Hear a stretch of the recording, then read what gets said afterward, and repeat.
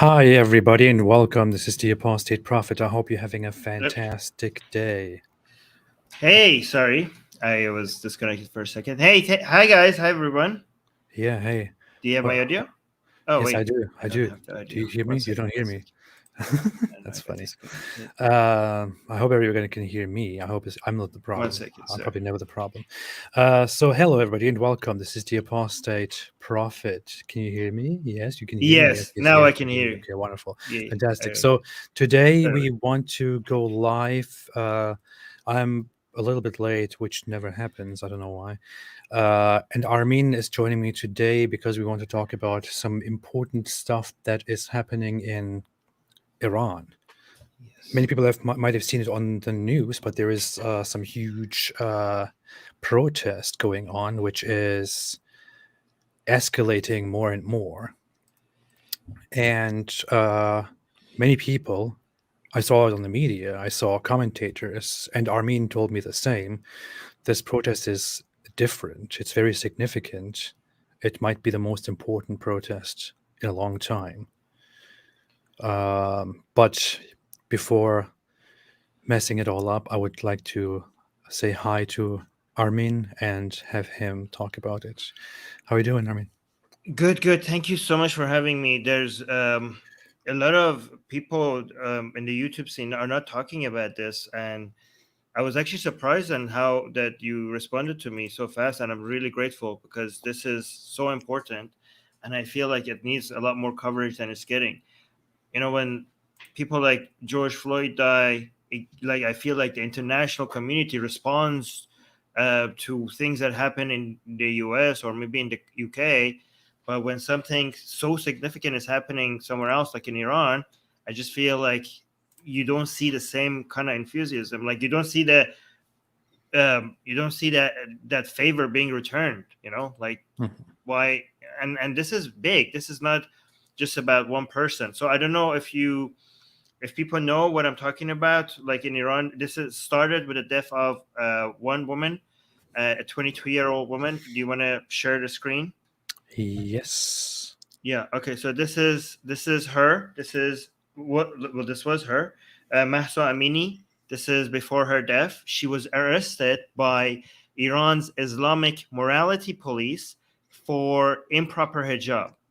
And just to be clear, improper hijab, she was wearing something similar to what you see in the picture on the right now. Okay. So this was improper enough for her to get arrested. Okay. Wow. And something happened during her arrest, which ended up in her death. And right now, the assumption is like the best guess is that she was hit in the head or something because we can't be certain, but whatever happened, they did something that resulted in her death, and she's dead now. And this escalated. This in response to that, Iranian people are in the streets. It's been around like how many days? I think this happened on September 16th. So it's been like about a week now, and people are coming out in the streets and protesting against this, and people are taking off their hijab. They're burning hijab. I have a lot of videos. They're fighting back against the police. We have seen protests like this in Iran before, but this seems a lot more significant. I saw People videos see, of people cutting their hair off or something. Is yeah, it? yeah. That's as a way to show solidarity with her. A lot of women are cutting their hair, but they're doing a lot more than just that. Like, let me um, first show you. Okay, so I have so much to show you, but I know we have limited time, so I'm just going to go through these really quick. This is a lot of women are taking off their hijab on a scale we haven't seen before. Like before we saw protests, they were like, this girl took out her hijab, that girl took out her hijab. But now they're like mass taking off of hijabs and burning of hijabs, right? So let me just show you. There's so many things that are different about this protest that is escalating things to a new level. So much so, like in previous protests, I never looked at them and thought that this is a threat to the regime. I now look at these protests and it really seriously looks like a threat to the regime. Like, even if this doesn't topple the regime, these protests, every single protest seems to be more radical and more extreme than the one before it. So if we keep continuing in this way, at some point it seems like something might happen. Anyways, let me show you this first video. This is, by the way, this video, is it the video that I think it is? Yes. This video is the most beautiful video I've ever seen come out of Iran. So I wanted to show you this one first. I've never seen something so beautiful. Could you just watch this? Just a second. Your thing is muted. Your screen sharing is muted. Yeah. You need to turn that on. Yeah, there you go. Thank you so much.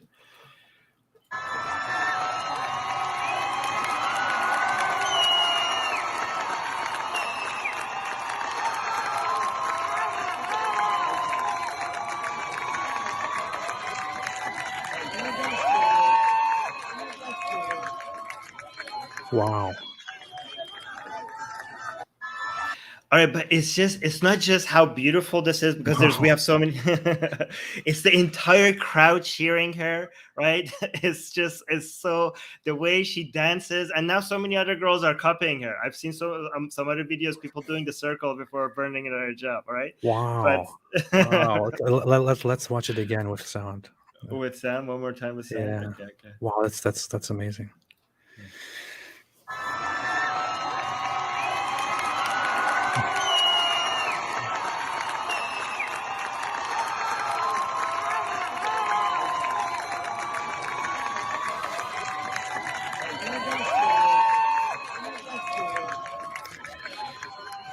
Yeah.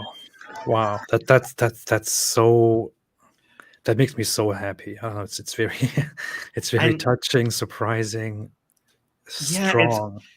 It's actually even so surprising, because people are saying that my religious grandma or mother is burning off their hijab. Like, we have women who went to Hajj, all right, and they're coming in solidarity and coming in the streets and burning and taking off their hijab.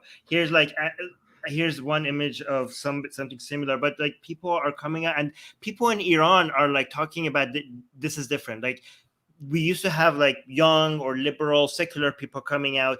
We now have so many people coming out. We have even religious people coming and begging the regime to like cut it out, because we're losing. We have religious people that want this regime to fall, because they think that so many people in Iran are leaving Islam because of this regime, and they're saying, for the sake of Islam, we need to topple this government because they are destroying Islam. But anyways, look at this.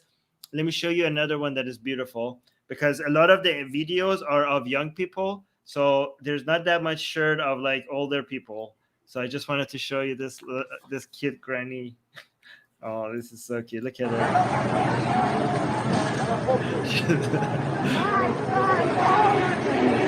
her. She's saying, I don't know if I could say this on YouTube. She's saying death to. Can I say that? I think I can say that. She's saying it. I'm not saying death to what? Yeah, she's saying death to Khamenei, right? Well, yeah, you taking can off say her what hijab. This video is going to be demonetized anyway. You can say whatever you want. Okay.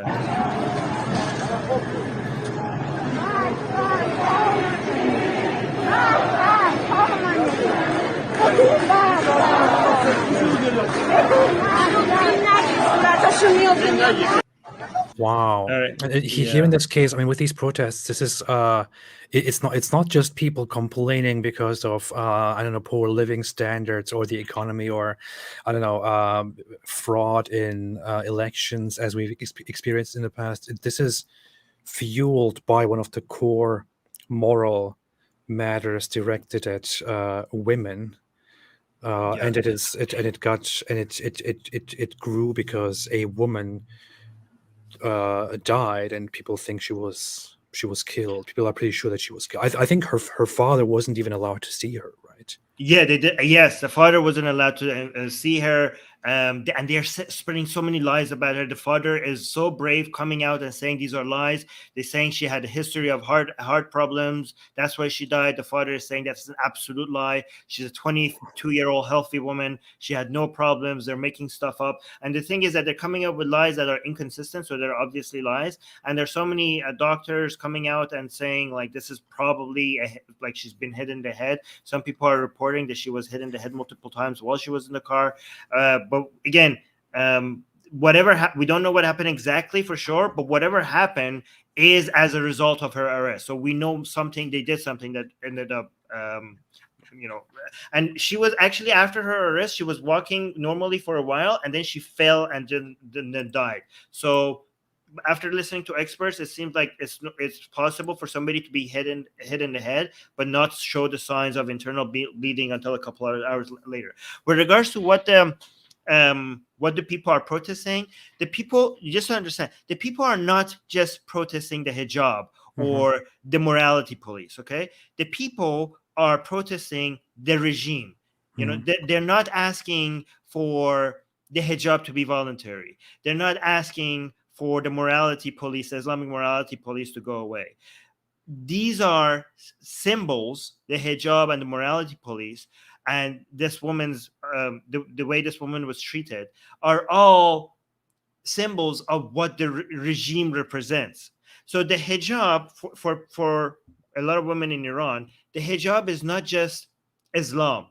The hijab is a symbol of the Islamic Republic of Iran. It's its signature, and it's a way it exerts its influence and power over the people. It's the most visible sign of the Islamic Republic's dominance over the people. So just like the Islamic Republic has made the hijab a signature of its dominance over the people, the Iranian women are taking it off a symbol of standing up to the Islamic Republic of Iran as a whole, not just the hijab. And this is why women in Iran are leading the way when it comes to standing up against the Islamic Republic. Like, these protests are led by women. So if the regime, I want to be clear, okay, I'm not trying to, this is not like a, I don't know, white knighting woman. This is actually what's happening on the ground, right? If the Islamic Republic of Iran falls, it's going to fall because of Iranian women, which is kind of poetic, because the Islamic Republic came into power originally because it had a problem with how liberal women were. Like, Khomeini's entire movement started with that. So it would be very poetic if the Iranian women are the ones who take it to get rid of it eventually and make it crumble.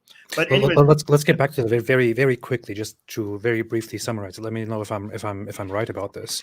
So Iran had a monarchy. There were protests. There was demand for a revolution. There were different factions, including several religious ones, communist, leftist ones, democratic ones, and so on.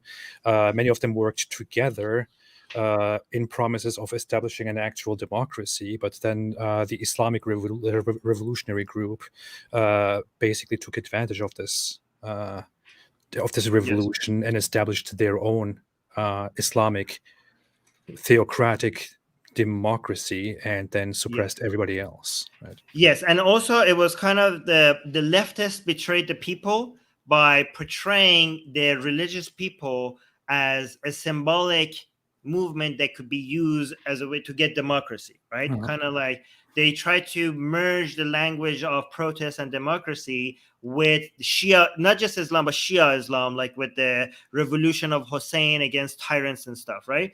And the people, because it was an age of revolution and an age of uprising, the people kind of went with the leftists, believing that these are what the imams represent, without actually taking time to read their books and see what they were actually want. And Khomeini actually was very clever at that time by not, he toned it down, because he, in his books, he was very anti-woman, anti-liberty, anti so many things that the people in Iran were asking for liberty. So if they actually bothered to read Khomeini's book, they would be like, yeah, this is what the hell, this is exactly the opposite of what they were asking for.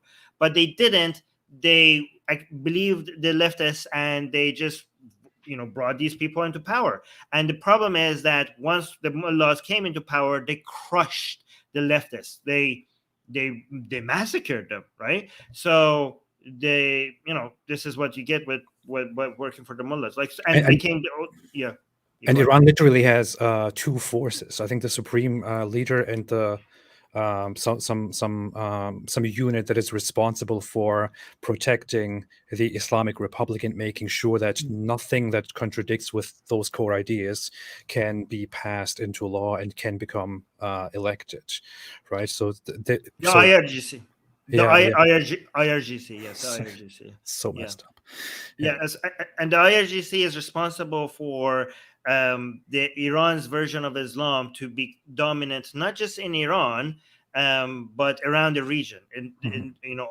around the Middle East. Mhm. And the IRGC, by its very nature, is not an Iranian entity. There's nothing Iran within its name. Like, the entire goal is to export the values of the revolution beyond Iran's borders, right? So it's amazing because this is supposed to become the Islamic Revolution in Iran was not supposed to be Iranian and was supposed to be Islamic, and it's supposed to usher in an Islamic empire. That was what Khomeini wanted, and that's what Khamenei is continuing.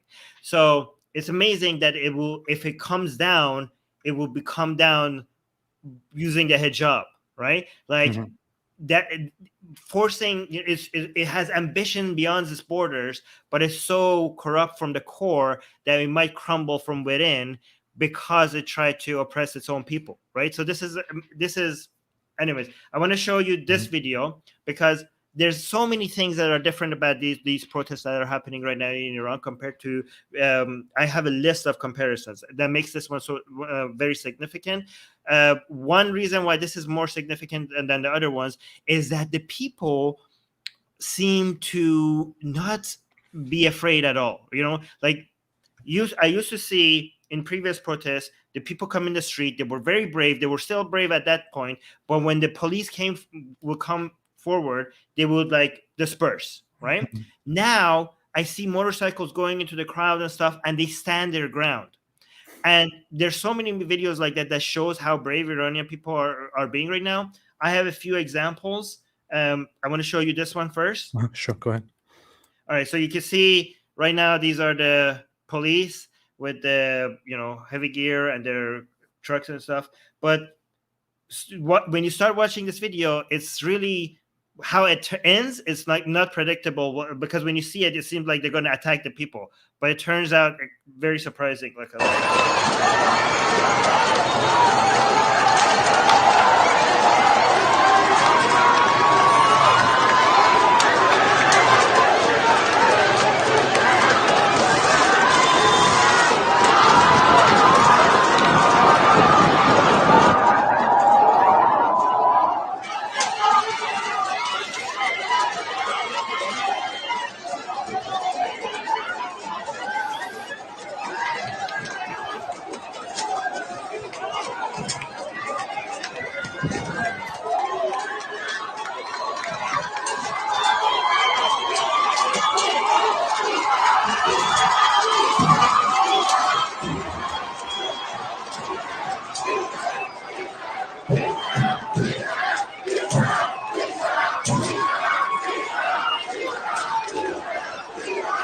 What are they saying?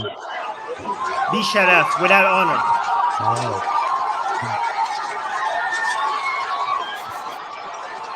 Wow, man, that makes me so proud.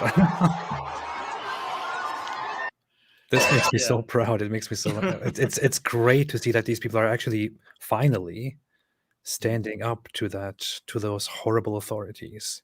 Here's the thing I want to ask you though. We had major protests before, and especially one of them ended with a brutal massacre, as far as I remember, right, where Iran basically cut off communication, and then and the authorities fired into the crowds and killed lots of people. What are the 1500. yeah. Yes. What So are the it's chances here? okay. So right now, it seems to be a really good time to protest because Raisi, Iran's president, is in New York for the United Nations General Assembly speech. And he just gave his speech, okay? So this is very embarrassing for him because he just gave a speech talking about the human rights violations of countries like Israel and United States, right? And he was giving this speech while this was happening in Iran, people protesting against the regime for Iran's human rights. Like the audacity, like it's so like made Iranians blood boil that this is, and he didn't even address anything that is happening in his country while like lecturing other countries about their human rights violations, right? But the reason why right now it seems like they might hold back in attacking people because it's so embarrassing, because Raisi is in New York. So it would be very embarrassing for him if they're gunning down people while he's talking, while he's Mhm. in. So people think maybe when he comes back to Iran, they will, increase the violence. But this might be a good time for people to increase the protest, right? Yeah, Another everybody's eyes is on the matter right now, yes, so that's a right perfect. now. Yeah. Yes. But they are cutting down the internet. And when they cut down the internet, that's like usually a sign that things might escalate and they might start shooting people. So we don't know. Another thing that the people are reporting from the street is that the officers do not seem to be motivated um, to attack the Okay. people, right? And it seemed like some generals, some higher officers, are ignoring some of the commands to attack on people.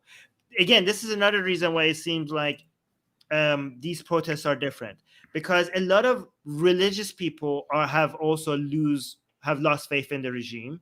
So there's division, like people that used to be pro-regime are second guessing their support now, and this is going to be very significant because this is the regime's base. Is now, it's not just the secular or non-religious people or the liberal people that are now anti-regime. There seems to be cracks within the base of support, and that would, if you lose the base, the regime doesn't have any more legs to stand on, right? Mhm. But especially if the people who are supposed to enforce these rules, if they, because they are younger and younger and younger, right? And a lot of these younger people are influenced by other people on social media. Some of them are not sure about what they're doing. Some of them, the videos of all these people being oppressed and killed, it is affecting some of them. So there's going to be a lot of people that might be, going towards the crowd, right? And this is why the Iranian regime wants to bring in enforcers from Afghanistan or Yemen or Libya or somewhere like that, because their own officers might not be very interested in treating the people like that. Yeah, Some of them, not that's the everybody. thing. I mean, the regular officer is somebody who goes to work, who enforces the law that he is told, and then at the end of the job, he goes home to his family. If such a person goes out there and is confronted by the population, it is very intimidating and discouraging to actually be Right. openly violent against Yeah. them, because you will have to go home and to walk among these people in the Yes. end. And Also, the thing is that their fridges are empty now too, right? So it mhm. used to be that the people's fridges were getting emptier and emptier, and the people close to the regime, their fridges were filled with food. I mean, they had like money, but now the suffering is spreading so much that they're noticing that they can't even take care of us anymore. So that Mhm. also is making a lot of people. But okay, so we don't have any videos of what happened to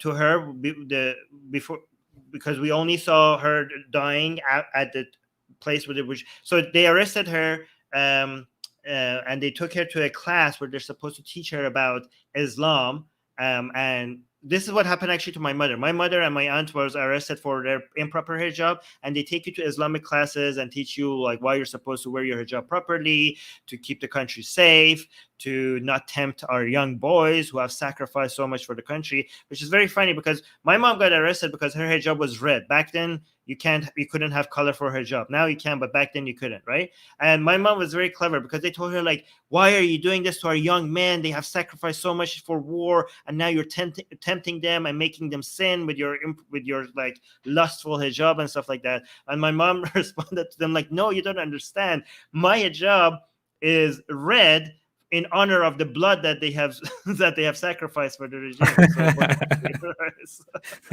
But anyway, that didn't work, but it was kind of clever. That's So amazing. I didn't notice about your mother that she was actually arrested for oh such a yeah. thing. Yeah, that's Oh yeah, my mom was got in so much trouble. My mom was also, yeah, my mom was a rebel. that's Um amazing. Yeah. yeah. Yeah, and she died an atheist, by the way. So Oh, okay. yeah. So Mahsa Amini, who died, she died in the class that she was like, apparently after all these years they still have those classes. They arrest you, they take you to these classes, and you're supposed to watch the lecture. And the video of the classes, like there's like 50 other girls there that they arrested for. They have a quota that they have to meet every day of girls that they have arrested for. And this was in Tehran, right? So and that's where she died, but we don't know what happened before they're in the car, in the van, right? We don't have a footage of that yet, but we do have footage of other women being arrested. So we could have an understanding of what might have happened to her. Oh, Okay, let's see so that. this is okay, so these are some other arrests, the way women are treated in Iran by the morality police because of their improper hijab. So here's some.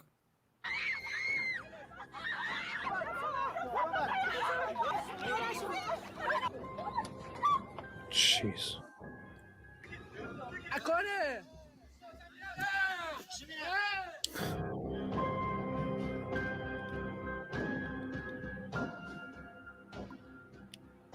You see that her head hit the van.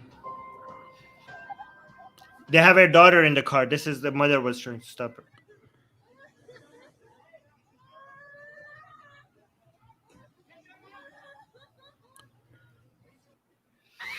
Anyways, This is so messed up. I don't yeah. know. These are All right. the honorable authorities who are supposed to take care of. I mean, these people are not supposed to take care of the population of the people. They are supposed to take care of their Islamic revolution, of their Islamic government, and the humans don't actually matter at all. They are just Yes. little objects that are supposed to strengthen this Islamic government, and you see it here. Yeah. I want to watch this one. This is kind of crazy. So one more sign to show you the bravery. These are all officers on motorcycle, okay? In front of them, one girl.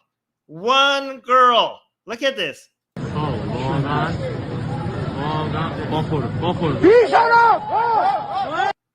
But like the bravery, like she's standing up to the whole line of officers just by herself. Look at that.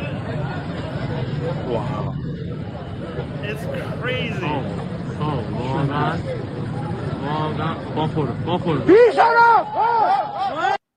And they say be sharp, Yeah. be sharp means without honor. Yeah. So there are some amazing things here. The woman is alone there in front of those strong men and protesting. She's pushed, and the guys over here immediately react to it and insult the officer and protest. And I don't know, it's just... Yeah. I have so much more here. Let me do one more. I have so many things I want to show you. I don't know. I'm going to try to go through them fast. Here's more hijab burning. Wait, I can't. I'm going to not play the music because it might be copyrighted. But look at this. This one also does the circle, because the circle apparently is now the way you burn your hijab. Everyone's saying their circle before they burn their hijab. That's so iconic, though. It's like a symbol of freedom. Yeah. Wow. It is really so iconic. It's like it has some very great symbolism in there. So this one is the one you have here on the cover, right? So yeah, I made this the thumbnail of the video. Yeah. They used to put the hijab on a stick, but now they put it on a stick and burn it. So that's the new thing. Here's another. Can you show that photo quickly? Again, like can you open that photo? Oh, here. Yeah. Okay. Yeah. So that's a line of a bunch of cars there in protest. The population is in protest, and she is on top of one.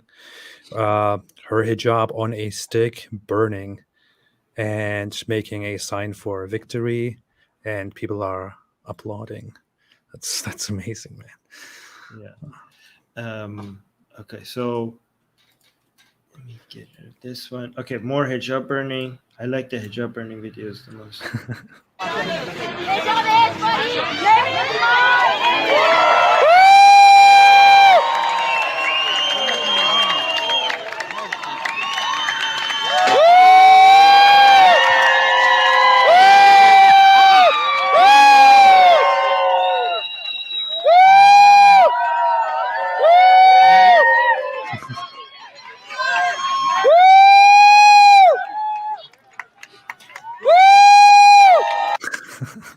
Wow.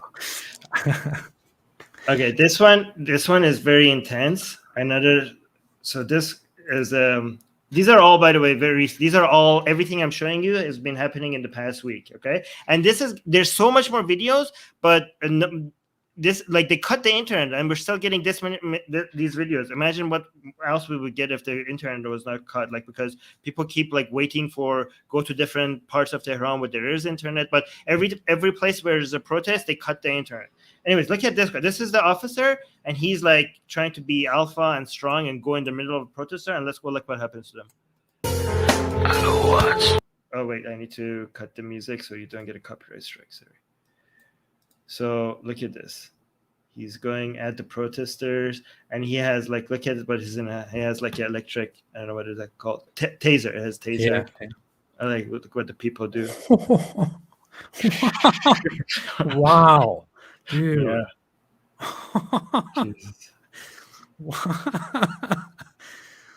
Oh man, I don't want to laugh at somebody being beaten, but I mean, the guy probably went in there really thinking, intimidating people, thinking I won't be attacked, they will just run away, but you see what happens as a result.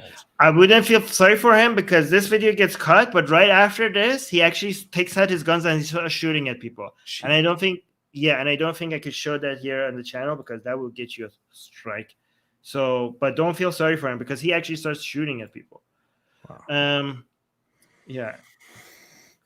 But yeah, people are defending themselves. I wouldn't feel like. Okay, I see Kurdish women. This happened in the Kurdish region. Oh no, she was from the Kurdish region, right? She was. Yes, actually, that is very significant. Okay, this might be too much detail. Okay, so she was from the Kurdish region of Iran, but she was visiting Tehran for fun with her family, right?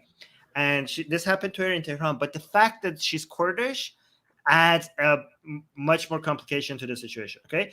Because the Kurdish people, first of all have been ahead of all other Iranians when it comes to taking a stance against the Islamic Republic of Iran, okay? So they are, from the very beginning of the Islamic Republic, they were the strongest ones standing up against the regime, right?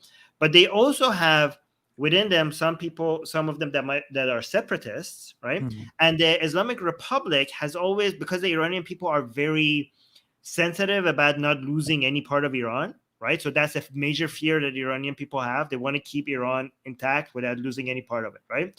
So the regime tries to scare Iranian people to not fight against the regime because the Kurds or the Turks or the Arabs or the Baluchis might take pieces of Iran away. So especially the Kurds, right? So a lot of Iranian people that are, yes, like they say, some Iranian people are like, yes, I'm against the regime, but we have to defend the regime because I don't want my beautiful Iran to get cut in pieces and stuff like that, right? However, these protests, the regime is trying to do the same thing as well. The regime was trying to like show like, oh my God, these are the Kurds are going to separate your beautiful Iran or whatever. But Iranian people outside of Kurdistan have been not buying that anymore, right? So there has been a union among Iranian peoples right now that we haven't seen ever before. Like the Kurds and the Turks and the Baluchis and the Lurs and the Fars, if there is such a thing, and everyone else are like, we're all in this together, and you cannot divide us. There was a beautiful chant that Iranian people have during these protests in the rest of Iran, that they are saying that the Kurdistan is something, I don't know how to translate this in English. It's the heart. It's our heart. It's like belongs, like it's a valuable part of Iran. It's much more poetic than what I'm saying this, but they were celebrating Kurdistan and like we are supporting Kurdistan. But the Kurds are also this is like when you in Iran, even people who are not religious, they have this honor culture, right? So you taking out a woman that is Kurd is like a very big deal, right? Yeah. So this is like fighting back against the regime. Now it becomes a matter of honor because you took out, like, she was there, she came out of the Kurd part of Iran, and she was there as a guest in Tehran, and you delivered her back to us dead, right? This is like a major insult, and they want revenge, right? And and the Iranian people are saying you cannot, that this is not Kurd versus Fars or Kurd versus Turk. Like the Turkish people were having chance, in Turkish Iranian people were having chance in support of the Kurdish brothers. Like it was so, I don't know, I can't go over the chance with them, but it's a message of union. Like religious people are even now joining people against the regime. Some people are saying like coming out and supporting the regime. Some religious people are coming out and saying like the regime actually is planning to burn Qurans. Did you know? This is actually amazing. Okay, the regime is planning. The Islamic Republic of Iran is trying to come out and burn the Quran to tell religious people not to be against the protesters, because look at what they're doing. Like they're saying like if you get rid of the regime, these are the people that will be in power, the people who burn Qurans, right? And the religious people are saying like, no, we're going to support some religious people are saying we're going to support the protesters, and if we see anybody burning a Quran, we're going to say that the regime did that, because we know that that's their tactics, right? So this is what's happening. But anyways, let me show you this video. Okay, look at this. These are police cars.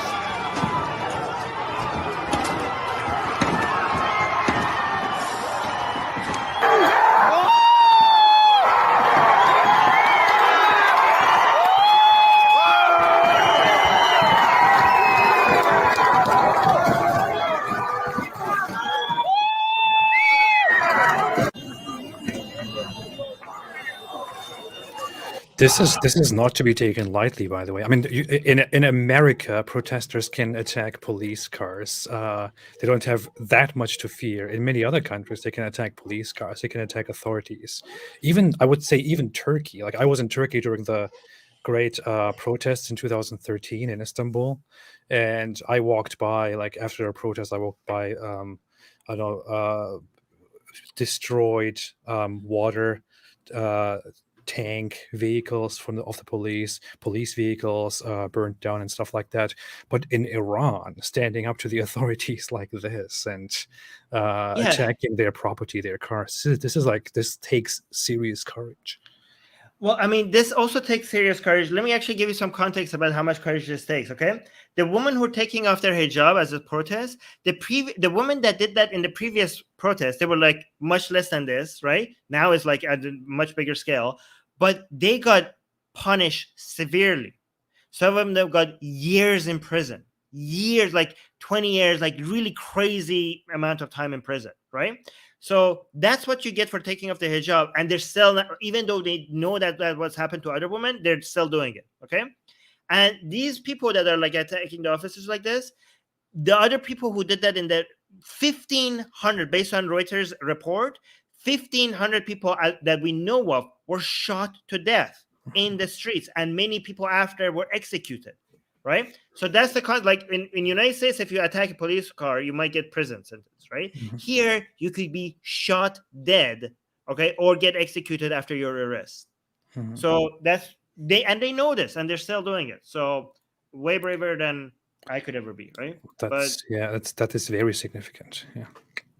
Let me show you. Like this is this looks like. Watch this. First, by the way, this is a religious flag here. It says Hussein on it, right? So it's amazing that this is happening right under this flag. But when you watch this, it looks like a scene from a movie where people are running away from like a zombie attack, okay? But instead of zombies, they're attacking, they're running away from people that are supposed, in other countries, were supposed to protect you and are supposed to keep you safe. But looking in Iran, this is how people feel about their police. Instead of like feeling, when I see police in Canada, I feel like, oh, good, I'm safe. Okay. But when you see police in Iran, this is the feeling you get. Like you're running away from a zombie attack. Look at this. Okay, I have to mute it because the music might be copyrighted. Look at this. These are all because the police is coming this way. And look, they're trying to like, please let us in. They're asking neighbors, like, okay, somebody open the door. Open the door for them to let them in. Now everybody's going in. And now the camera from in. Come.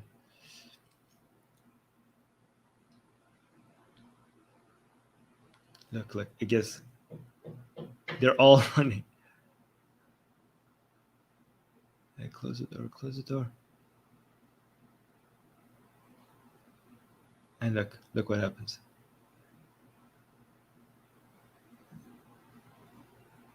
Look what happens.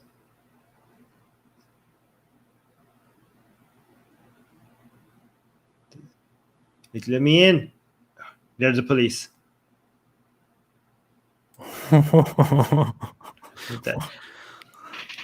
Look, they can get in, but they make sure to break as much glass as they can. And look, and the guy comes back. Let me break more glass. Like, what does that do? Like, they are so full of hate. They're just like, oh, I can't get in. I have to go, but let me just break some glass. That's so. Oh yeah. It's so yeah. And this quickly, Black Angel said, "Armin, do you have this video of the girl with the green hair yelling at the police?" Yes, I do. It's coming soon. Yeah. Okay. I don't have it with audio. I should have looked for the audio, but you will still get what's happening. This is this was here, like you can actually read it. It was a Khamenei's billboard. Okay, so this was a billboard of Khamenei. Also, they also burned a big banner of Qasem Soleimani. I don't know if you want to see that, but I think this is enough because this is the left part. But yeah, Qasem Soleimani banners are being burned down as well.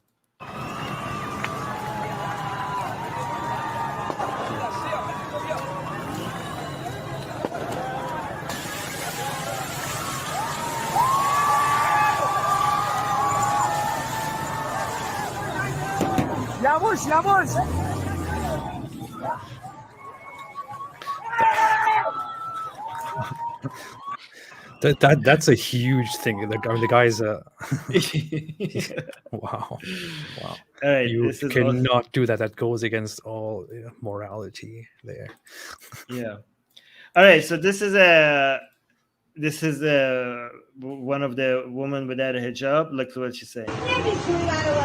So they're here to arrest her, right? And she's like, "You can't take me." Yeah. Police is like, "Come down." And the woman says, "I'm not coming down." I'm not coming down. I'm not coming down. I'm not coming, I said. Yeah, come down.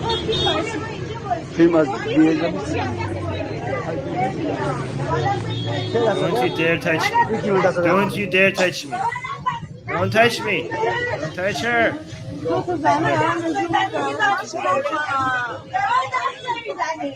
Don't touch me.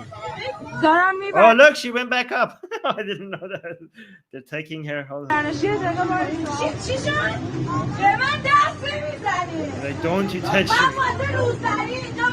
He said, "I'm not standing here for my scarf. My hijab is fine."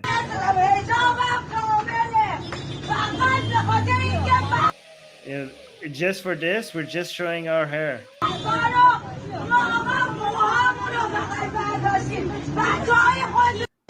Look how she's standing up. She's pretty strong. So, wow. Yeah. So I think the person. That's great. That's great. Yeah. I sent you a link, by the way, in the private chat here on on stream. Yeah, just to get that video if you. Oh yeah, I was gonna show you the same thing, but I think you got a better one. I had that. Yeah, I was okay. Good. This is good here. So look. Oh yeah, you got the one with the audio. Okay, so this is really good. Look at so this video is really good because like all these men with all these guns and military gear and everything, and there's one girl, but look how defiant she is and stands in front of them. Look at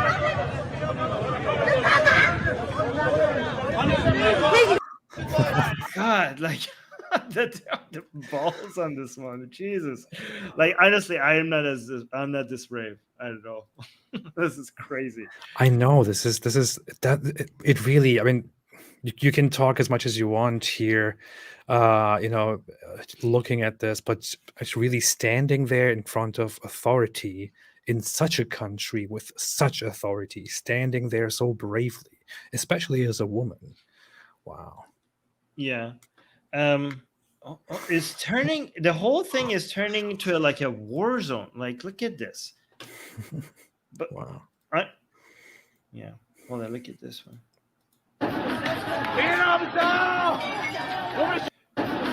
So, by the way, let me actually remove this. I'm going to tell you a few things.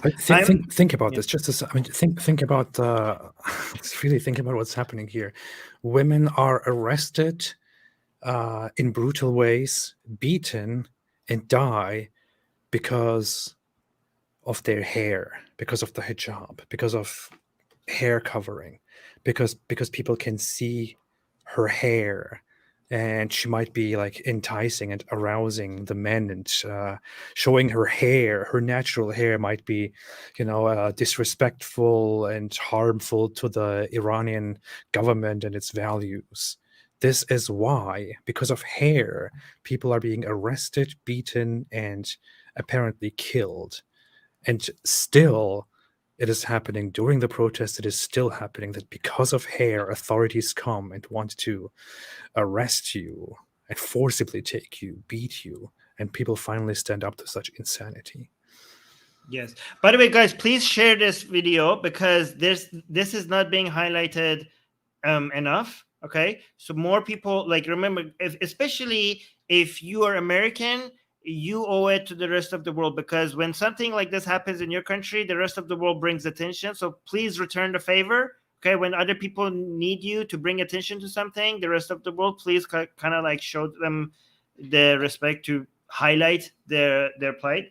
I also want to show you what's here. This is Mahsa Amini, where the day that she died. Okay, that's her picture as well. So this is her. Let me do without audio, right? So you can see this is after she was arrested. These are the vans that they put the girls in, right? And this is where they offload them, and they're supposed to come here, and this is where they enter the class. And this is Mahsa, right?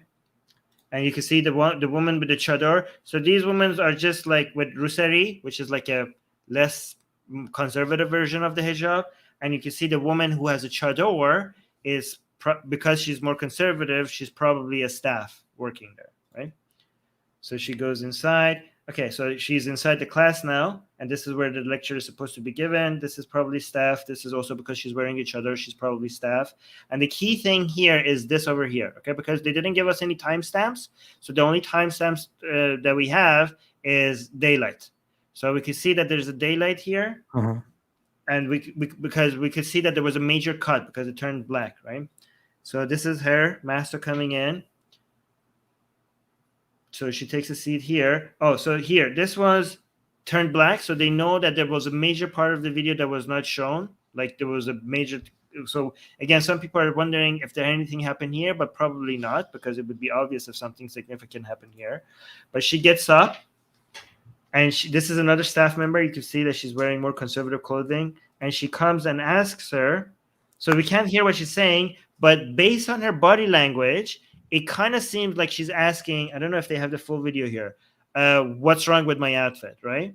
Like, look, she's like, look at my outfit, because she's arrested for her outfit. Like, look, I have like fully covered, lady. Like everything is covered. What the hell? Why am I arrested, right? I mean, her hijab, she's like her, yeah. So it's embarrassing. And then after that, okay, it doesn't show an important part because this lady actually grabs her clothes. But she doesn't. It doesn't show that. But she had to grab her clothes, and she kind of spoke to her in this insulting way, showing her that this is what's wrong with your outfit, right? But then what happens here is that she holds her head and she goes like this, and then she falls, right? So, and then after a while, paramedics come and try to treat her, and they take her. Okay, but again, we don't know what happened because she was completely healthy, and then a couple of hours after her arrest, that's what happened to her. And there were reports of her in the hospital. She had bleeding out of her ear, and so many experts are trying to figure out what this out. But a lot of people are saying this would a heart problem would not explain this. Okay, a lot of people, what they're saying is that what explained this is something hitting her head while she was in the van. I right? also have this thing here. I saw this article here by on Al Arabiya News. Masamine's medical scans show skull fractures caused by severe trauma, Yeah. and the report also says that eyewitness reports say that she was treated very badly during the arrest, and she was beaten, which I read earlier. I can't really show the point at the thing here, but I was just reading up on the whole issue just to get an idea. But yeah, that's what I got out of this. So we actually have medical records which show that she had uh, that there was severe trauma to her head. And I don't know if you know this detail. I read earlier that records were leaked. They were not Leaked, yes. officially announced. They were Yes. leaked and then spread unofficially. And there was Yes. also the hospital, I believe, that she was sent to made a statement about how she had severe trauma to her head. And then the post was deleted. It was, I think, on the hospital's official page or somewhere online, but it was deleted. I mean, that's what I found so far. Yeah, I mean, so they are saying these are all lies, which, I mean, I'm not going to trust the regime about what they're saying, right? So again, what you're saying is the most likely scenario, but again, because the leaked images of her brain didn't have any names on it, we just kind of have to accept that this was hers. Um, Again, I want to just be as skeptic. I just want to not say anything that is eventually going to, because what if I say, oh yeah, these were her images, and then it comes out that somebody was lying and they took someone else's images, right? Um, I just know that you can't trust the regime, but you also shouldn't like be too eager to accept anything that might suggest that you're right, like, because we want to, because we're very anti-regime, so any evidence that comes that shows that, oh yeah, she was hit in the head, we might just be tempted to just accept that. I just want But to be mhm. careful about that, you know. I mean, Just to go through that footage that we just had. So this happens after she's arrested for her hijab. She's arrested. We yes, don't know. We have no footage. We have nothing. No information about what exactly happened when she got arrested, or on her way to these lectures and whatever it is. But there are eyewitness reports that she was treated badly and that she was beaten. And yes, then, as she is going to these lectures, for which she is going because of the hijab, uh, yes, in order to learn that she needs to wear the proper hijab and she needs to abide by Islamic laws and so on. There, the only thing that we see is she walks in there, and then a long time later, she has an exchange with an authority about the hijab she's wearing, yeah, which gets into a little heated exchange, and then she, out of nowhere, collapses, collapse, and then and they later dies in the hospital. and then is taken to the hospital and dies of heart failure. Not no Oh, heart so, failure.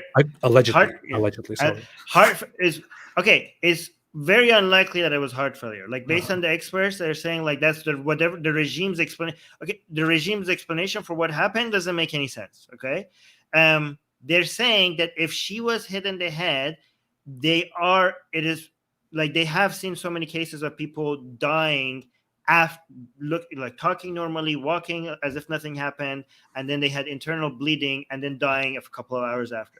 They say it would make sense if what happened to her was as a result of something hitting her head. Mhm. Other explanations don't make sense. This is what makes sense. Again, I'm not saying, but whatever. So here's the thing: whatever happened, she's dead because of the arrest, right? So we could say that the regime is responsible for her death, no matter what actually explains it. So that's what we know.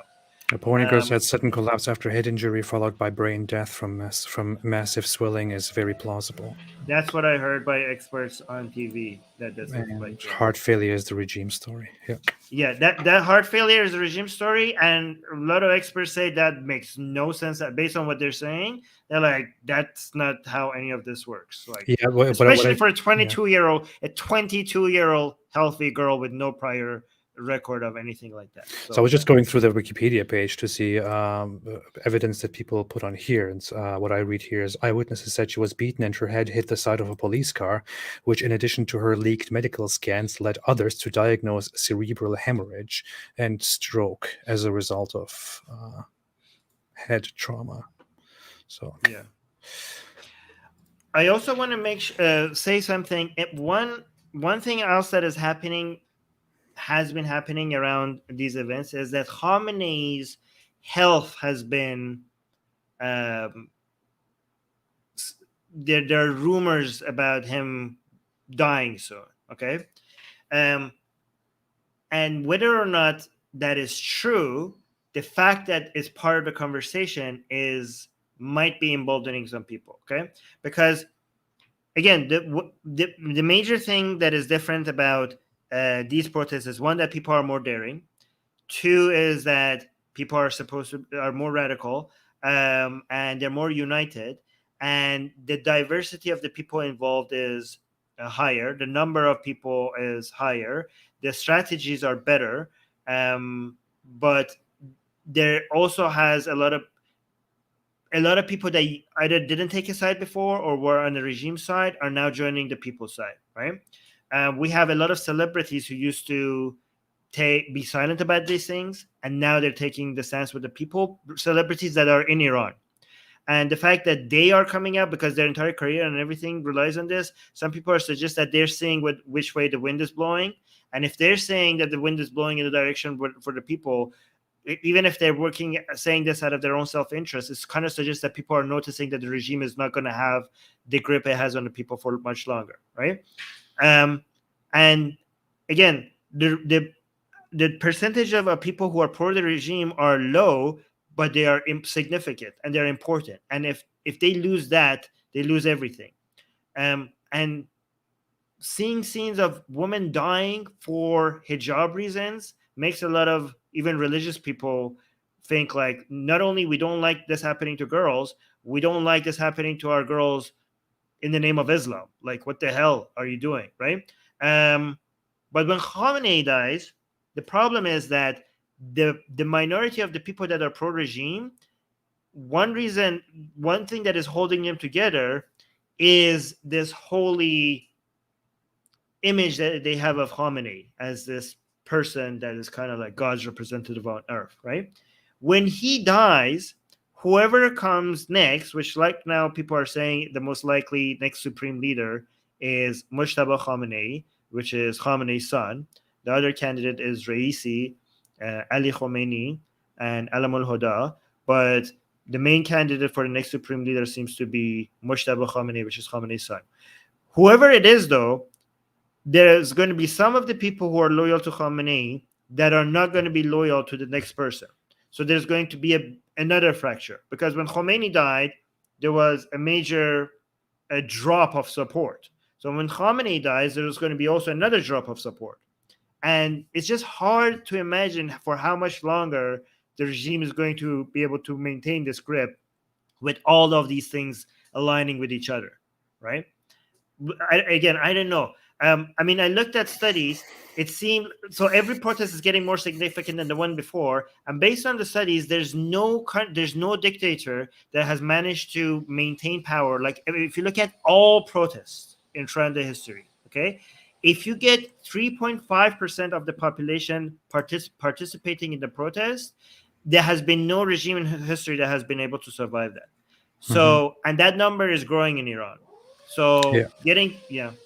go on. What do you want to show? Is this?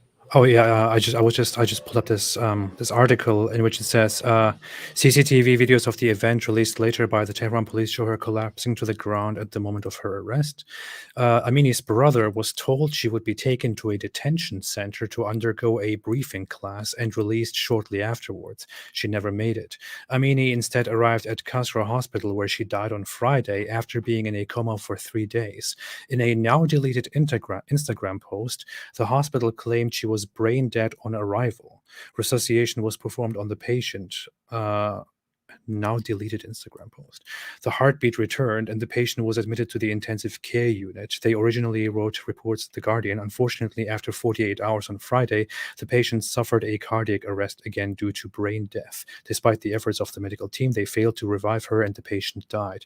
Witnesses claim she was beaten by the patrol in the van, which was intending to take her to a detention center. So, yeah, the hospital actually published a report from on that she was brain dead when she arrived, and the post was deleted. Yeah, and they told the doctor told the father that I could write whatever I want and there's nothing you could do about it. That's what the doctor officially told the father when we was there. I want to. Can I show you three more short videos? Just Yeah, three, sure. Go ahead. because I just want people to hold on. Sorry, just to see because what. So we don't have videos of what happened here, but we have videos of. Here I have it. Yeah, can you bring it up? Oh yeah.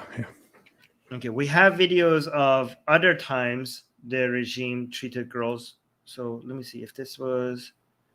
Yeah, so we could see their record even if we don't have this video. Get this. So they're arresting her. Wait, the girl. Oh no, they have her friend in the car and she doesn't want them let them leave. So they just run over. Did you see it? Did you just Wow. see that? Wow. Right. So she was trying to stop them from not okay. And here's a similar video. This is crazy. Like I can't believe the audacity. They're just like, oh yeah, you're in front of a car. We're just gonna run over you. It's unbelievable. Like who are these people? But guess worse. I don't know if I could show. Okay, yeah, I think I can show this right because it's already. Can you maximize those videos like full screen? I mean, because they're YouTube Shorts. Oh, I can zoom in. Yeah, because they're YouTube Shorts. That's how you see it. Like, what happens? What happens if you double click on it? No, that's dumb. Okay. So this is the mother in front of the car saying, "You arrested my daughter." She said, "My daughter is sick."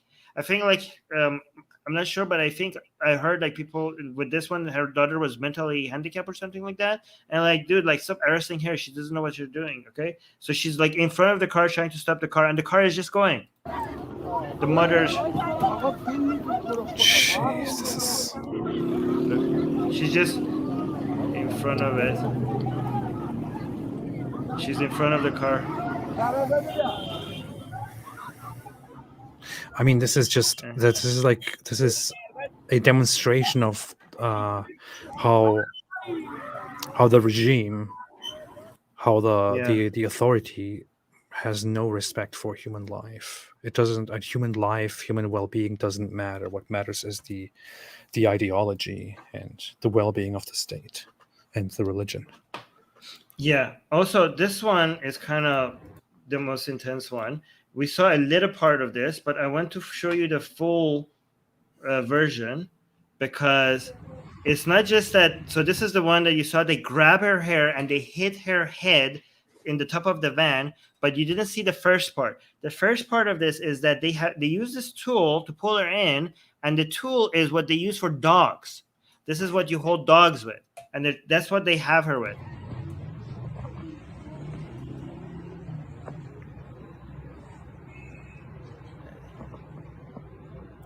So they had something around her neck that they're pulling her in. Oh, gee, that's. And they hit her head to the top of the van when they were pulling her in. And the lady was like holding her hair. It's like insane.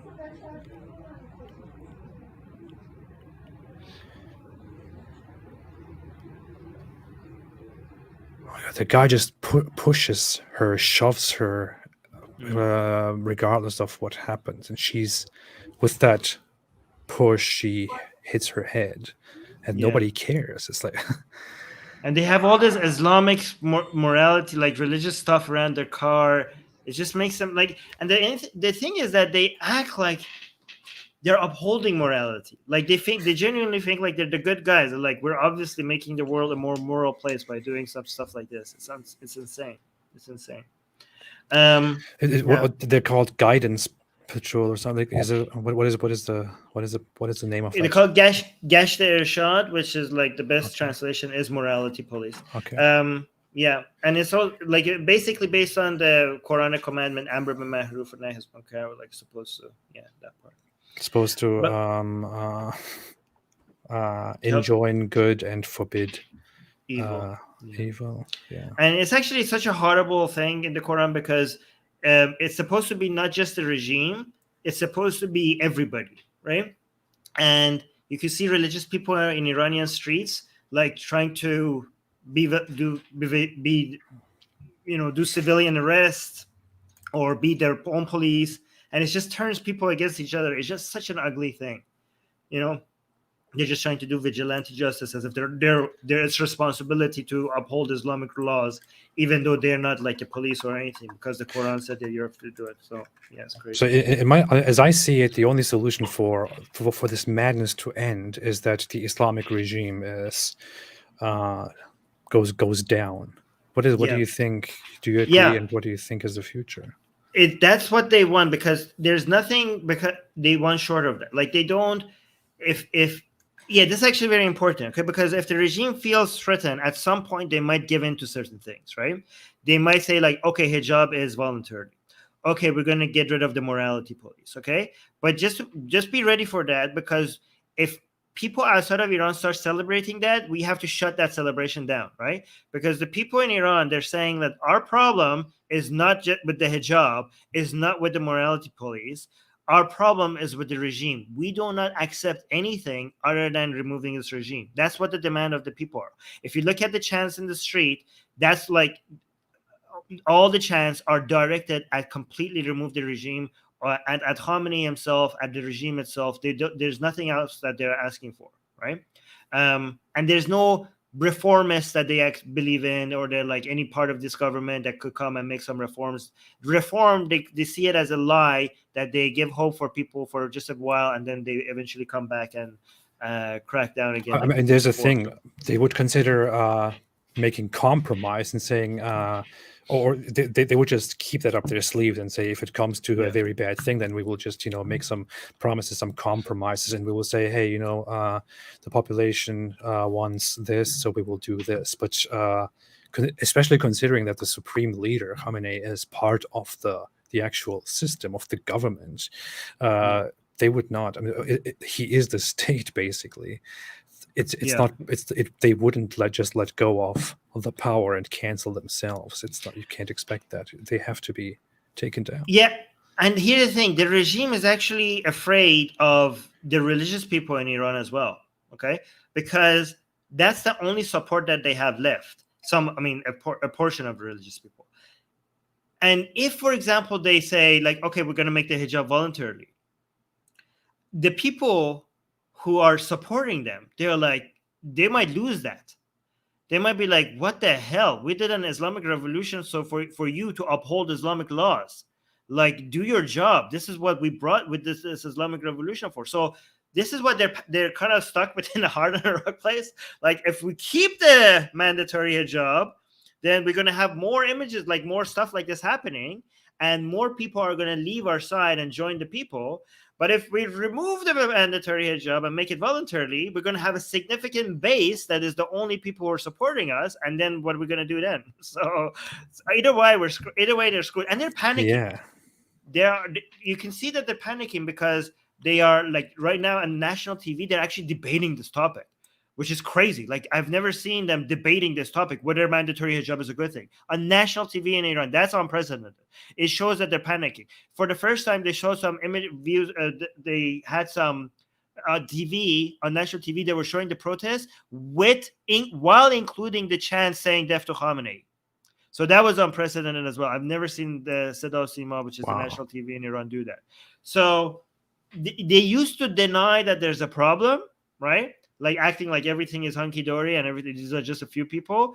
It's getting to the point that it's everywhere. Like it's such an obvious lie that they're actually covering it, right? Because they can't hide Yeah. it anymore. I remember from the last major protests that there was from the regime, they were not even acknowledging that people are actually protesting the idea that they're not that they're protesting the regime. They were trying to explain it away by different things, distorting footage, not showing what's actually happening, and they were They also say doing this whole thing. Zionist Yeah, agents. They yeah. all Zionist agents. America and Yeah, Israel Zionists are behind these protests and stuff like that. yeah. But now it actually people are actually exposed to It's what's getting happening. to a point where for me it's hard to imagine how they're going to continue. Like I'm not saying anything is going to happen, right? But I used to be able to imagine how the Islamic Republic can continue, right? But given that every protest we're setting new records and like crossing more red lines that was uncrossable before, like every protest is making new milestones. So at some point, it's going to get to a place, it seems like it, where the regime is not going to be able to hold. Yeah, I don't know. Actually, I'm not going to make any predictions, but it's just hard for me to imagine how much longer can they keep a hold, unless they want to come and massacre the people, which they have shown the people. Yeah, they kept. they I are mean, if they capable. do, here's the thing. Okay, so it used to be people come in the streets, they start shooting everybody, and people will go home because they didn't want to die, right? But now there's a mix of both not having um, your rights and any liberties, right? Plus, at least back then, people didn't have liberties, but they had something to go back home to, right? They had food, they had family, they had work, right? Now it's getting to the point where so many people don't even have that, right? Mhm. So you're not free, and you don't have much to lose anyways, and the young people are rebellious. They don't have jobs, they don't have anything to look forward to. There's not that much to lose. So that makes a lot of Iranians very brave, because we can't get any, like, death doesn't seem as bad. I mean, I don't want to say this, I don't know how to say it, but I'm just saying, like, when you don't have much to look forward to, you become a much greater risk taker. Yeah, I don't yeah. want to say it as if I'm devaluing their lives. It's just like, that's just some seems to be their attitude, right? No, I it's don't a want to. fact. That's how humans get. It's Yeah. pretty much a fact. And Yeah. so if we keep going this way, it will eventually get to a point where even if the government comes out and starts shooting everybody just like they did in the previous protest, people are not going to go back home, right? Because Mhm. every time they went back home, I don't know what's going to happen when the government shooting people. Not only it's not going to make people leave, it's going to actually make them more people come out, right? Because when Yeah. you shoot people's sons and daughters and mothers and fathers, there's so many people like, okay, you shot my son, why would I stop? Like, I will fight you till death as well, Yeah. because I have Yeah. nothing. All I had was my son. So what do I have to lose? So now, it will. I don't know what's going to happen. I don't want to Mhm. make. Anyways, by the way, anything I'm saying is not. I'm not giving any suggestions to anybody. I'm just reporting what I'm seeing. Okay, I'm just trying to bring more attention. By the way, again, AP, Well, Ridwan, thank you so much. you can take everything Armin is saying as a direct command. No, I Just just kidding. want to thank you. Uh, I just want to thank you because you just responded to. I was like, you. Also, I know you're so busy with so many other things, but the fact that you thought this is so important that it needs coverage. of And I know, course. guys, this video is not going to get monetized, okay? But AP thought that this is important enough for him to come and put this time. So I just want to say thank you. No, man, Thank you so much. thank you for coming here and amplifying this. This is very important, very historic. People need to be exposed to this. We need to talk about this, and I hope we can at least contribute to spreading more awareness of what is happening. It is already being reported. We can already see major media sources reporting on what is happening. But sitting here together and going through all the footage and the details, making a lot of people aware of this is very significant. And I hope, and I ask that everybody actually shares this stream or goes out and shares news reports, shares what is happening out there. There is a lot of stuff that you can find on Twitter. People are sharing a lot of footage and reports directly from Iran, where you can see what is going on. You can go and share those. Help spread awareness. By the way, I want to quickly say hi to Stardust. She's here. Hi, Stardust. Maybe you guys should talk. I don't know if you know her, but she does No. Twitch and YouTube videos, and Oh, I'd love to. Yes. yeah. By the way, can I share my screen, because I want to tell Yeah. people, guys, please share. I just want to show the hashtags. Please, if you can, try to highlight what's happening in Iran, especially because the Iranian regime doesn't want you to, and that's why they're shutting down. If the Iranian regime is shutting down the internet, is because they don't want you to see any of this. Okay, so please make it not work. Please make it not work. Okay, if they are shutting down the internet, means that they're scared that you would notice. They're scared of you, or else they wouldn't be shutting down the internet. Okay, so make their fears legitimate. Okay, you could actually help in taking down this dictatorship, this theocracy. Okay, this tyranny. You could be part of bringing down this authoritarian government. Okay, because if you highlighting this was not contributing, then the regime wouldn't be shutting down the internet. So you sharing this is probably doing something. Absolutely. And these are the hashtags. Okay, um, for English speakers, you could do hashtag Maso underscore Amini, or I've seen people use it without this underscore as well. So please, like, share anything you can and use the hashtag just so that the hashtag stays in the people, stays on social media longer. The more you use it, the longer people will talk about it, right? So yeah, so please Yeah. do something, say something, share this video. Yeah. Do it. Do you still have that one video, that the first video that we watched of the woman Oh yes, spinning and burning her hijab? I want to see that again. I don't know. I found that so inspiring, and Oh, by the way, I'm gonna, like, there's more videos coming out. I'm gonna be sharing a lot more of this if you guys want on the on in this Sunday on the Atheist Republic channel. So me and Susanna will be updating anybody who wants to follow the most recent updates. So do you mind if I yeah. tell people? Yeah. Go Yeah. and you can find Armin Navabi on his channel or their channel, Atheist Republic. Atheist Republic, that's the best way to find us. Atheist Republic, you can find him right there, and you can always listen to new reports from him and Susanna, and they will be covering this event and more updates about this. So this go Sunday, and subscribe. Every Sunday we cover the news, and this Sunday we will be focusing on these protests. And if from now till Sunday more videos will come out, that's where I'm going to share, and we're going to go over more of these. Yeah. Do full screen, please, so we can see that. Yes. I just found this is so important. This is the best. Yes. Yeah.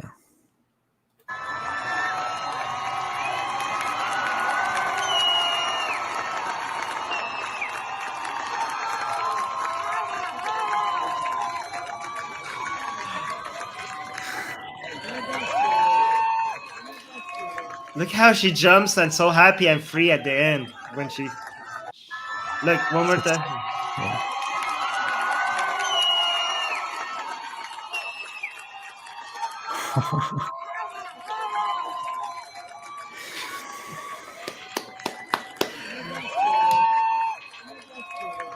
This is amazing. I love this is one of the best things I've seen in a long time. It really makes me happy. This is so inspiring. I don't know. Yeah. I knew you would like it. Yeah. And the crowd cheering, like, is perfect. The video is just it's 20 seconds of perfection. Everybody, yeah. Wow. Yeah. That's amazing, man. This video should be remembered, like, for decades. That's how amazing it is, personally, to me. I don't know. I hope it's not all in vain. Like, I hope something comes of it. Like, these people deserve better. Like, they really deserve better lives than this. And they are paying the price. They are paying the price for liberty. Okay, so make it count. Like, make it. I mean, if the regime doesn't fall or nothing happens, it's too big of a sacrifice for it not to end in anything. Yeah. Absolutely. There's one thing that I want to address, because it's on my mind when we talk about this, but I wonder what you think about it. If you just want to quickly, very briefly go through that. So we're talking about change in Iran. The thing is, we had change before when people had a revolution, and this revolution turned into the Islamic Republic, which then basically shut everybody down and established brutal authoritarianism. Now, we say and we think, I genuinely think, the only solution is to get rid of the Islamic Republic regime. But then, now here's the thing. I can't imagine that happening without violence and without possibly a civil war. But if that happens, what would happen? I mean, would it be again, like, would we again have different factions, people trying to install their own system with the promise of bringing actual democracy, and things getting out of hand again? I don't know. What do you think? Okay, so The first answer is I don't know. Okay. The second answer is that if I had to guess, which is like, is that it would be out of hand for a while. Okay, it would get because the problem is that if the regime falls, we still have, I don't know, 10 or 20 million people that are, I mean, at least 10 people that were loyal to the regime. If a secular government comes, they're not just going to go home and be like, oh, okay, I guess we lost, so we're going to pack up and go home now, right? So I mean, if out of that 10 million, even only 100,000 of them decided to, because the Iranian regime is supposed to be um, the regime that brings about the coming back of the Mehdi, right? These people genuinely believe that, and they think that upholding the regime is more takes priority over anything else. So a lot of them are proudly say how much they're willing to sacrifice their own children for the sake of the regime. Like they will gift their children's lives to uphold this regime, right? And these people are so radical, and they're not just going to take this. So even if 100,000 out of this 10 million people decide that they want to not let a secular democracy survive, 100,000 people, that's a lot of people. I mean, ISIS at the height of it had like 40,000 members, right? And ISIS was not as well trained as these people. They have more guns, and they're battle tested. They have been in multiple wars. ISIS was a whole bunch of people coming from weird different places without no experience before. These are people who actually defeated ISIS. Okay, I mean in some battles, right? So they are going to be a major obstacle in the way. So it is possible. Again, I don't know. Maybe if the regime falls, maybe the day after you will have like a secular democracy, everything will be hunky dory. But I think that even if we have a period of civil war after the regime falls, long term is going to be better. I'm going to give you an example, not as a proof, just as an example. This doesn't prove anything, right? Like if you think about the French Revolution, right? When the French Revolution happened, It was if you bloody. just look, it was really bad. Okay, if you looked at what happened after, like if you were judging the success of the French Revolution maybe 10 years after it happened, you were like, no. I mean, it was bloody, and after that, a dictator came in power, right? So Napoleon came in power. So not only was it bloody, eventually led to another dictatorship, right? It is known as, those who know history might be aware of the term. It is known as the Reign of Terror. Yes. During the French Revolution, where the revolutionaries took over and basically began killing and executing everybody, a lot of including people the people with their including their own. They started chopping off everyone's head off. Everybody that looked at you funny, they chopped your head off, right? But if you judged the success of the French Revolution maybe 10 years or 20 years after it happened, you would probably have a negative, like, no, it wasn't worth it. Okay. But if you judged it 200 years after it happened, you were like, it was worth it.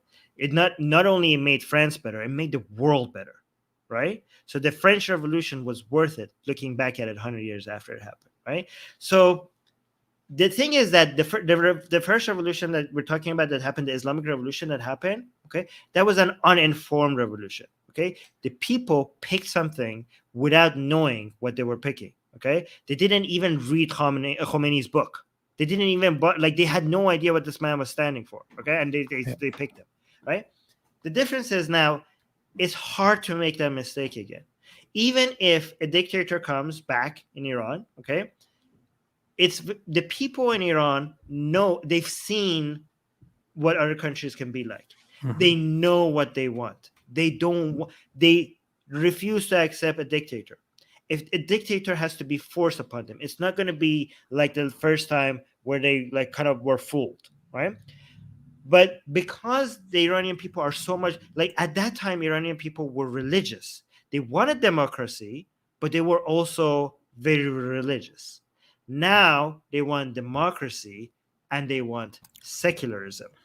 They want secularism. So correct me if I'm wrong, but before the revolution, the system was I mean, you can, I guess, long for it and praise it when it's gone, but there were a lot of problems, including people being kidnapped and taken by authorities who were opposed to the government, who were seen as a threat, and so on.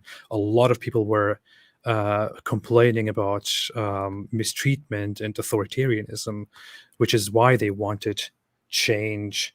And then they brought a change that Well, was also yeah, there bad. were that, but much less than this regime. Yeah. Okay. Like relatively, that was heaven.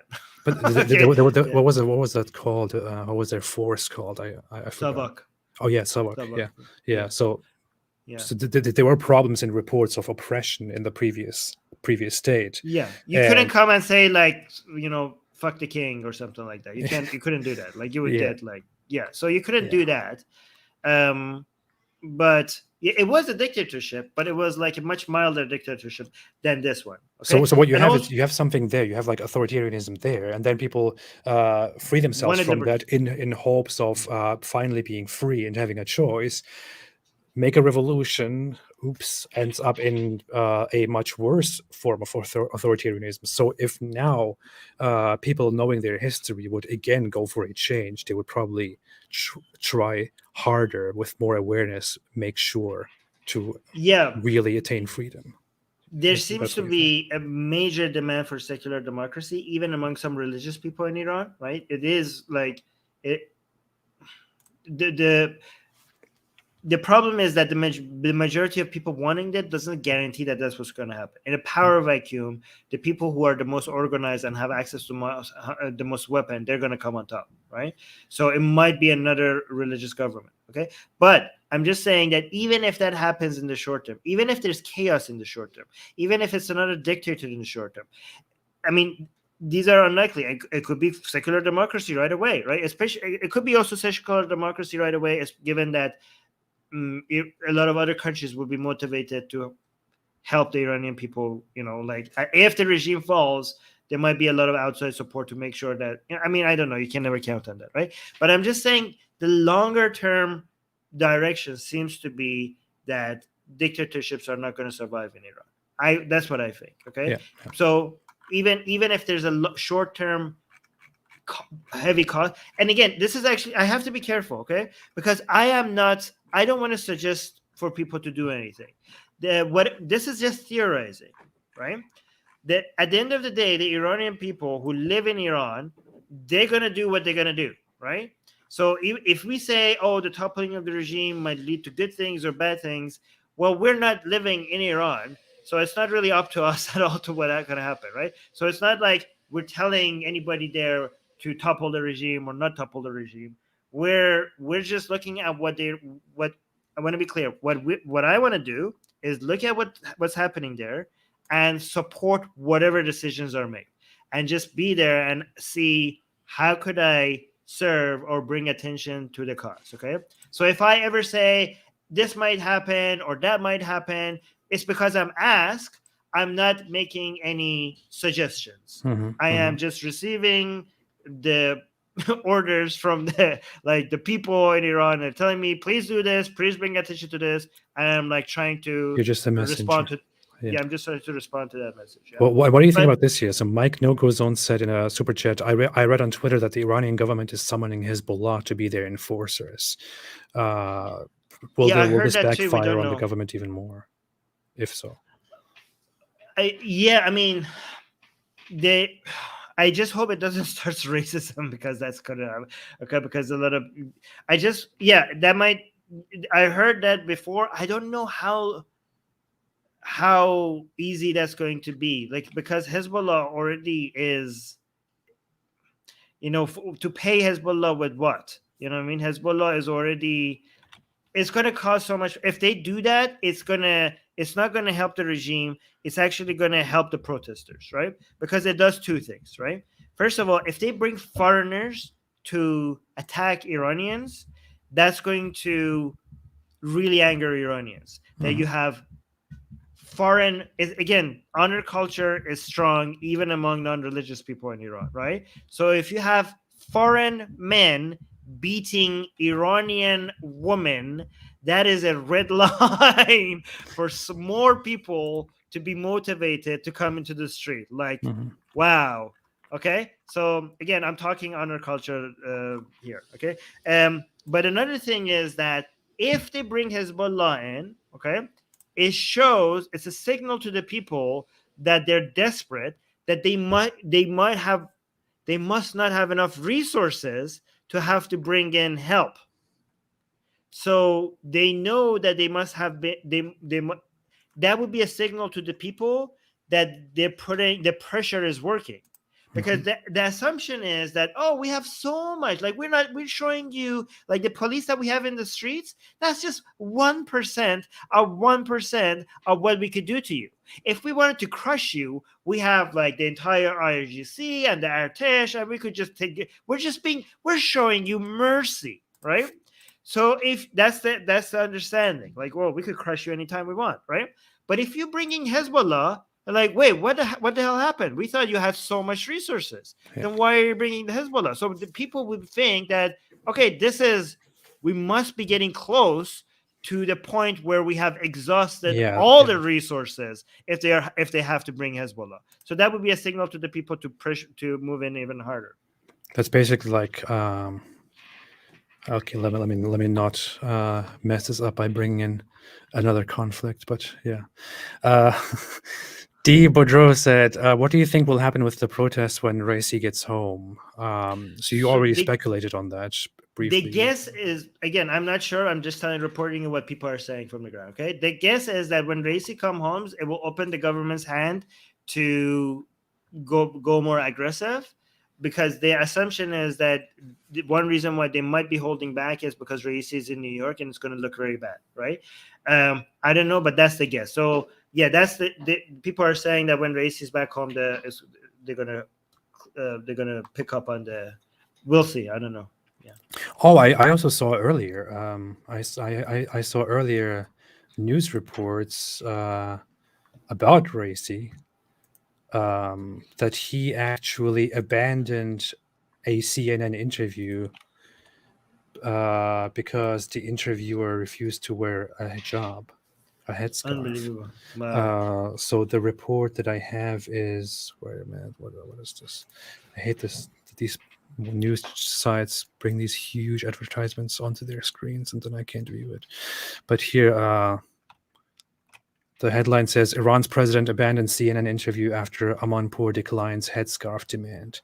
So, so he accepted their Oh, it's interview request. Amonpour. Good job, Amonpour. Yeah, Thank you. Good, good, he good. he wanted to. He accepted their interview request and said under the condition that Amanpour, who is of Iranian origin, wears a headscarf during the interview. Amanpour refused to do that.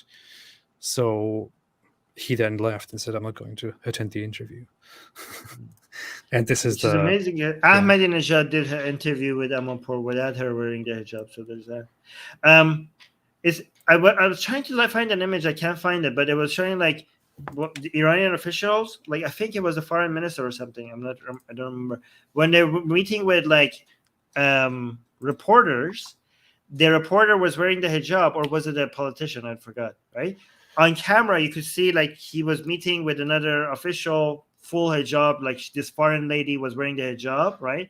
Because she had to be next to her. But then there was another camera which was like capturing the whole thing zoomed out.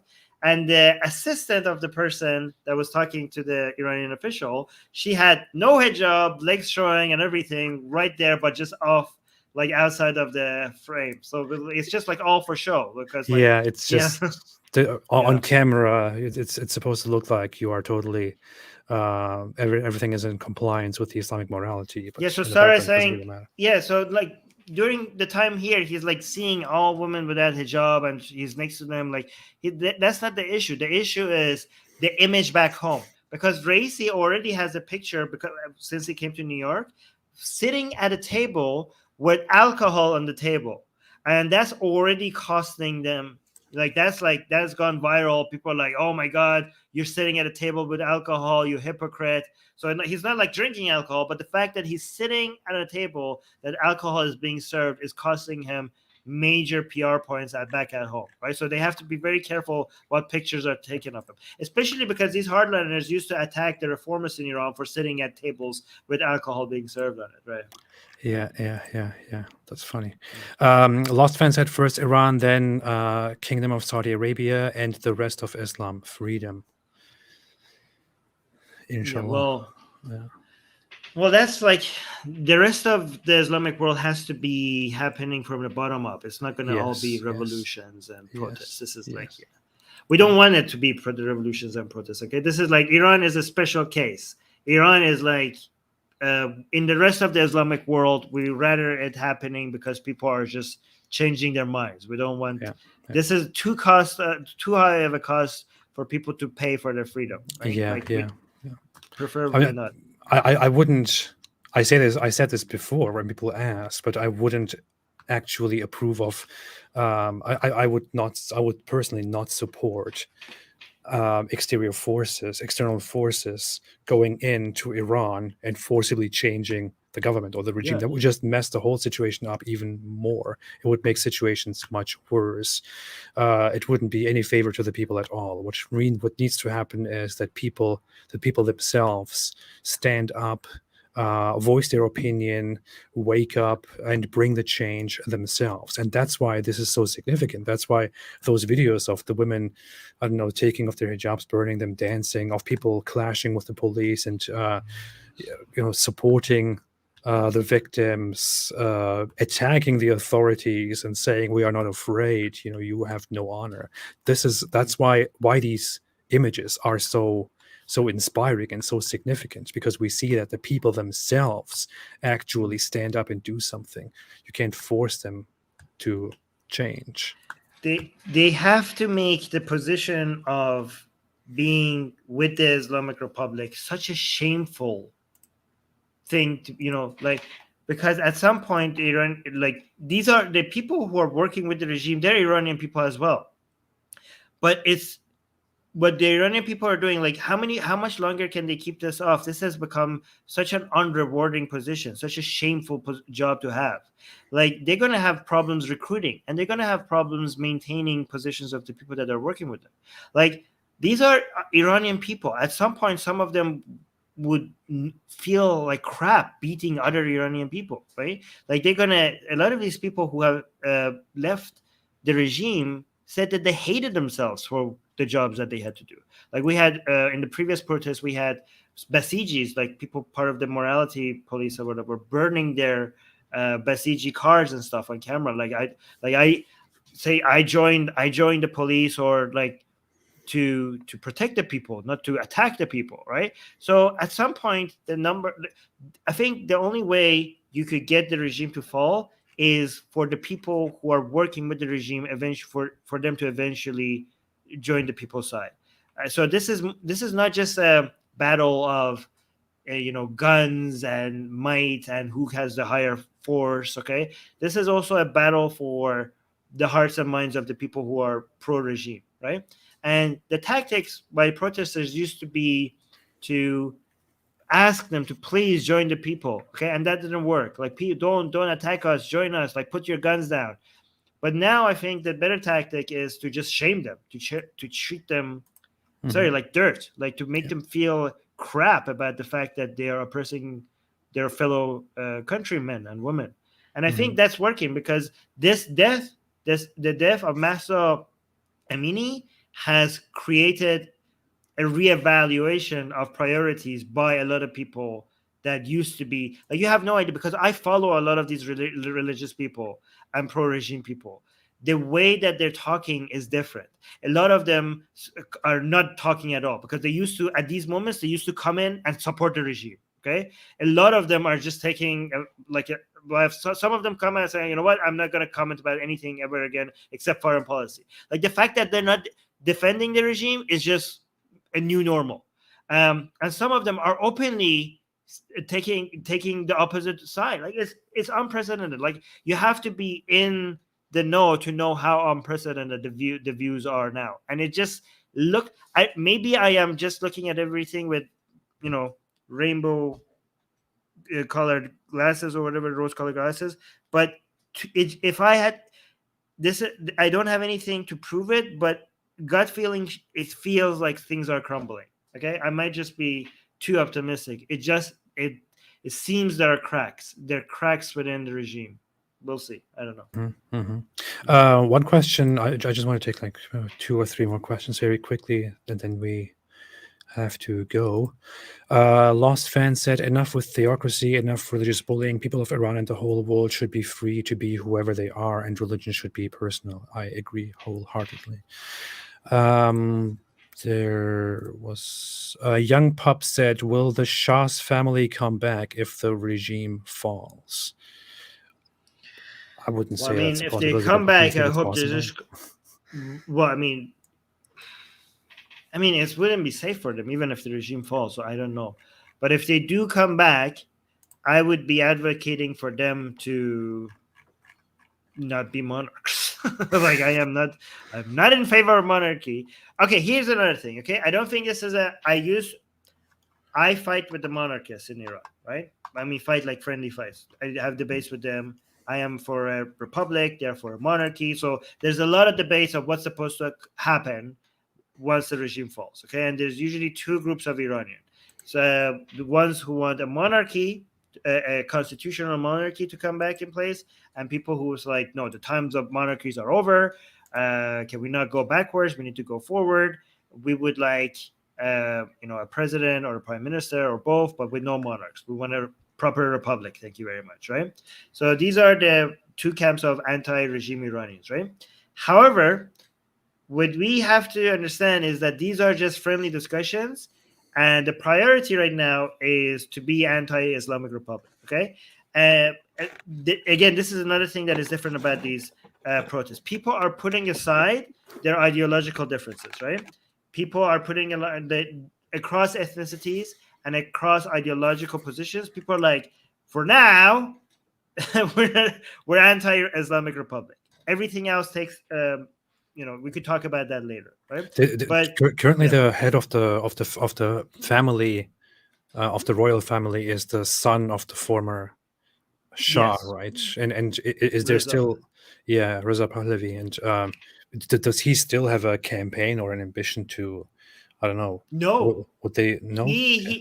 audio of him was leaked. Okay, the people who want the monarchy, they want him to come back and become the king. Okay, Uh-huh. but an audio of him was leaked for, and he telling some of his supporters in a closed meeting that you guys like the time of monarchs are over. This is like nonsense. This is backwards. Like, what are we doing? And then after those audios were leaked, he had interviews saying that he himself is in favor of a republic. But if the Iranian people want a monarchy, sure, we have to give Iranian people what they want. But he himself is in favor of a republic, not a monarchy. I see. So he's an arch. So the monarchs, the person that they're betting on for them to for him to become the king, he's actually in our camp. He's in the camp of the Republicans. That's Like the people who are for, yeah. That's very good. Um, Tandalaya Kapufnik said, at a march in London, a protest against the Iranian regime, a fight almost broke out over a Kurdish flag. Yes. Islam is a So lost again, the Kurdish guys, this is not good. Okay, so the Kurdish flag, this is what the regime wants. Okay, the regime is trying to tell you that if we fall to the people who don't like the Islamic Republic, okay, the regime is like, okay, fine, you hate us, but you have to tolerate us, because if you remove us, you will lose Kurdistan. The Kurdish separatists will take out Kurdistan. Okay, and a lot of Kurdish people now, because Mahsa Amini herself was Kurdish, a lot of Kurdish people are coming out and saying that we are Iranian, right? So we see ourselves as Iranian. We are proud to be Iranian, and we don't want to leave Iran. And we are all in this against the Islamic Republic together. Okay, and I want the people, the Kurdish or the Turks or Baluchi or Arabs, there are like I think 6% based on the stats of the population that are separatists, right? However, it doesn't make any sense to be a separatist, even though they are a fringe minority, because if Kurdistan so this is why the Kurdish flag is very sensitive, okay? Because the people who want everybody to be united against the regime, they think if you bring the Kurdish flag into these, like, because the Kurdish flag is a sign of for people who want the Kurdistan region of Iran to secede from the rest of Iran, right? They say that introducing that at this time is going to divide people, right? Because now we're like, oh no, we're not for secession, we are for secession. And again, to any person that is actually legitimately, like that government propaganda, but a legitimate uh, person that wants to secede Kurdistan from Iran, you have to understand that if the Islamic Republic stays in power, even if you have an independent Kurdistan, you would be living in hell still, because you would be neighboring the Islamic Republic of Iran. Okay, and they're not just going to let you be Kurdistan. And if you're thinking about the international community supporting you and letting you just be Kurdistan by yourself, as long as the Islamic Republic is in power, you will suffer. Look at Iraq. Look at how much Iraq is suffering from Iran. Look at how much Lebanon is suffering from Iran, right?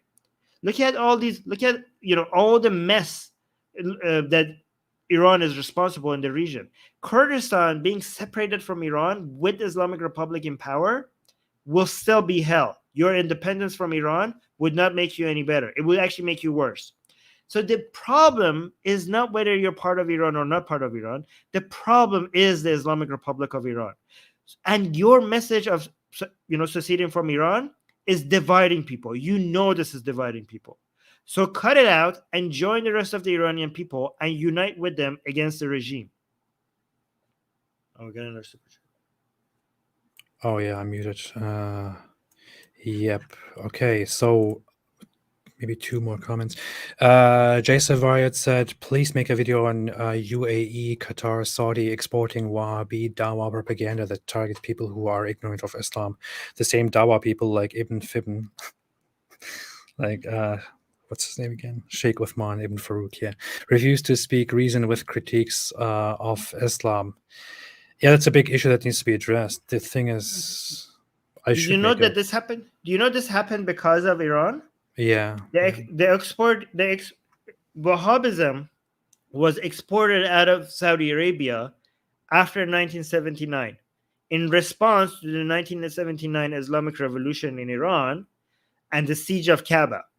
The siege of Kaaba happened by Wahhabis in Mecca in response to the Islamic Revolution that happened in Iran as well, because it emboldened a lot of Muslims around the world to stand up against pro-American monarchists. And back before 1979 in Saudi Arabia was moving western, and Wahhabis were being ignored. And after the siege of Kaaba, the Saudis decided to go back and take the Wahhabis very seriously, and everything became a lot more Islamic. Before 1979, you even had reporters without hijab giving you the news in Saudi Arabia, right? But everything became Sharia all over because the Iranian Revolution brought Sharia back up in Saudi Arabia, and also because of the exporting of revolutionary values, the Shia Vilayat Faqih version of Shia Islam from Iran outside of Iran's borders, Iranian proxies being spread all across the Middle East, that made Saudis panic, because Iran had an eye for Saudi land, especially the oil-rich Shia part of Saudi Arabia, and the Saudis were always extremely terrified about Iran's motivations within their borders. So they started doing what Iran was doing. Iran was building many infrastructure outside of its borders, trying to spread its ideology, and Saudi Arabia responded by building madrasas all around the world, spreading Wahhabism.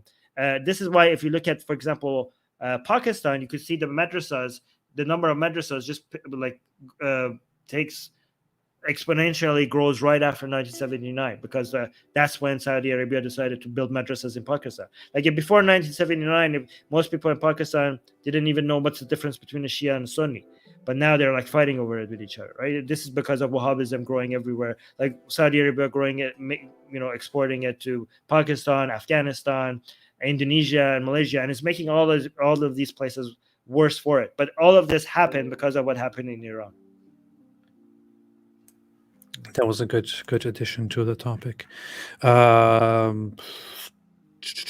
One more comment, one more super chat, and then we will have to leave. Do you hear music playing? Yeah, but it's nice. It's piano. I like it.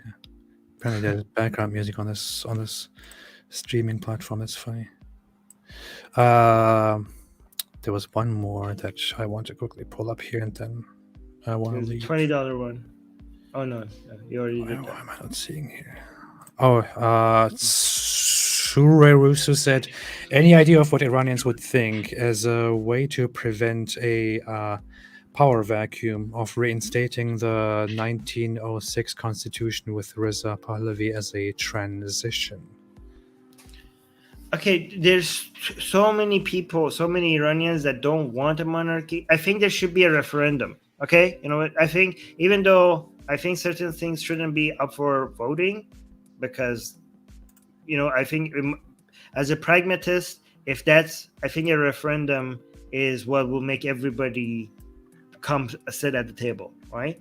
So I think instead of like deciding what would be the best solution is to just let everybody participate in a national vote and a referendum. I think that's so yeah. Yeah. All right. Well, thank you so much, Armin, for all of this. Thank you for all the information. This was very informative, very enlightening, very inspiring. So thank you so much for covering all of that in such a short time.